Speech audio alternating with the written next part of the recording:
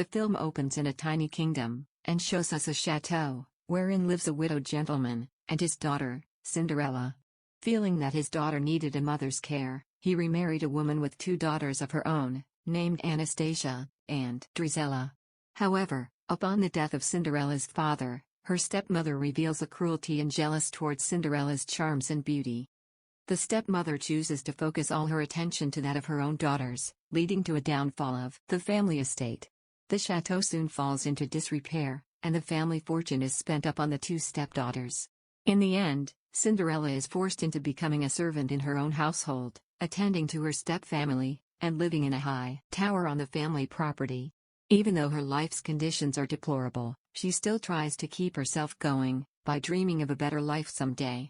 She befriends a number of little birds and mice, of which she has made little clothing for several of them. One day, a little mouse named Jacques informs her that a new mouse has been caught in a trap.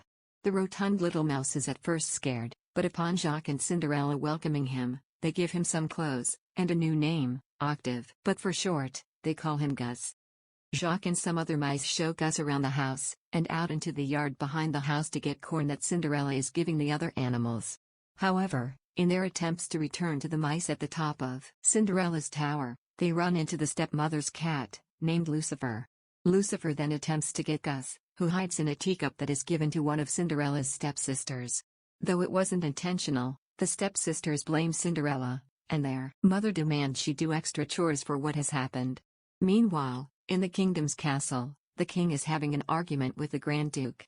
The king is tired of his son always being off and away from the kingdom, and intends to find some way to get his son to marry, and provide grandchildren for his father.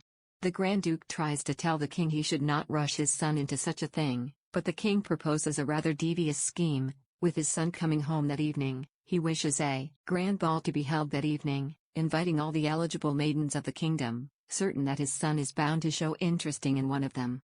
Later on that day, a royal messenger shows up at the chateau with an invitation. Cinderella delivers it to her stepfamily, and upon hearing the proclamation, grows happy that she can also attend, given that it invites every eligible maiden. However, her stepmother says she can go, if she can complete all her chores, and if she can find something suitable to wear. Cinderella quickly returns to her room, and finds an old dress that was once her mother's. As she looks in a sewing book on ways to improve it, she is called away by her stepfamily.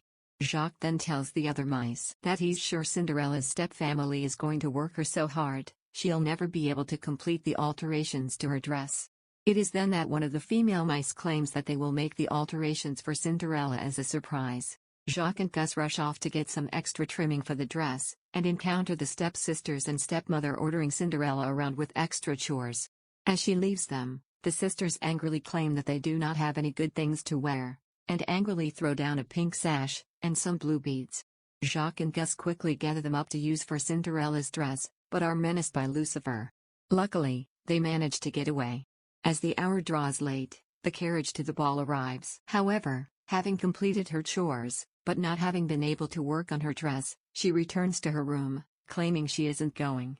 However, upon arriving, she is surprised by the mice and birds, as they reveal the alterations to her dress. Quickly putting it on, she rushes downstairs, and happily prepares to go to the ball.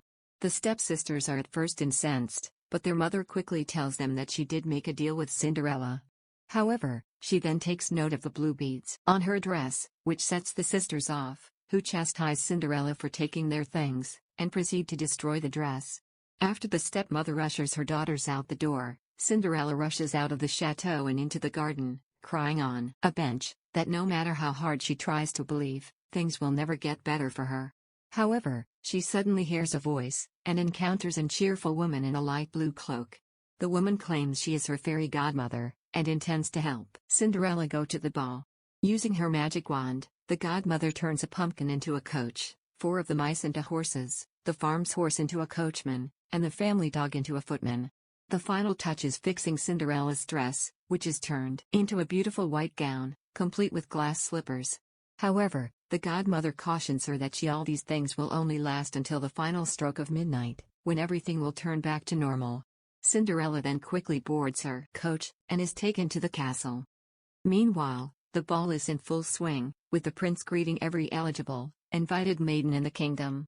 Though the king and Grand Duke watch, the prince himself is rather bored by the whole thing.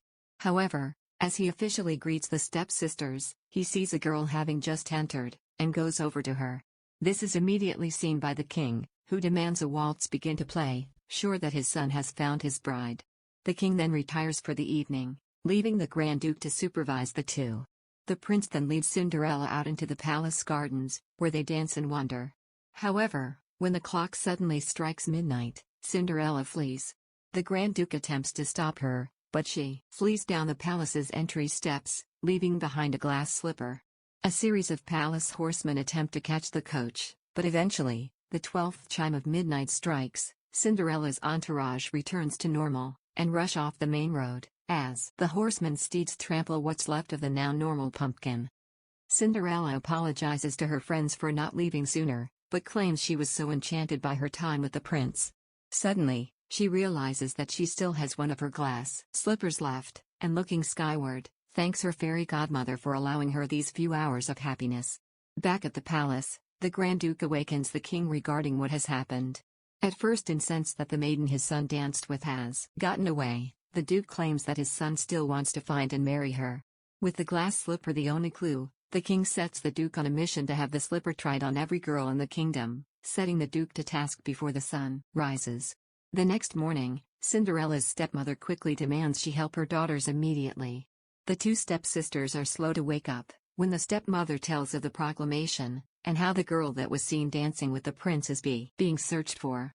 The girls boredly wonder what this has to do with him, when their mother tells of the slipper, and how all one of them has to do is fit it, to become the prince's bride. However, the thought of marrying the prince sidetracks Cinderella, who drops the load of laundry the stepsisters give her, and begins to dance off back to her room to get dressed. However, the stepmother follows her up the stairs, and locks the door, with Cinderella pleading to be let out of the room. Some time afterwards, the Grand Duke arrives, and the stepmother and her daughters greet him. Jacques and Gus manage to get the key out of the stepmother's pocket, and make the impossible task of climbing the stairs to Cinderella's room, only to be foiled by Lucifer, who traps Gus and the key under a bowl. The mice and birds attempt to free Gus, but Lucifer has them at bay. Cinderella then suggests they get the family dog Bruno, and several of the birds alert the dog, who manages to scare Lucifer, sending him plummeting out of a nearby window. Meanwhile, the Duke has grown exasperated as the girls have angrily and vehemently tried to get the glass slipper to fit. With the claim by the stepmother that there are no other maidens in the house, he is about to leave when Cinderella's voice is heard, requesting to try on the slipper. The stepmother and stepsisters attempt to keep the Duke from Cinderella, but he claims that per his orders, he has to try the slipper on every maiden. However, as the Duke's footman brings the slipper, the stepmother causes him to trip on her cane, sending the slipper flying to the floor, where it shatters. The Duke is beside himself over what will happen to him, but it is then that Cinderella claims that he shouldn't worry, as she has the other slipper. She then produces it, much to the surprise of her stepmother, and the Duke places it on her foot, where it fits perfectly. The final images of the film are of Cinderella being married to the prince, with her mice and bird friends watching her get into a carriage, and riding off to a happily ever after. Thank you for watching. Like and subscribe for more videos like this.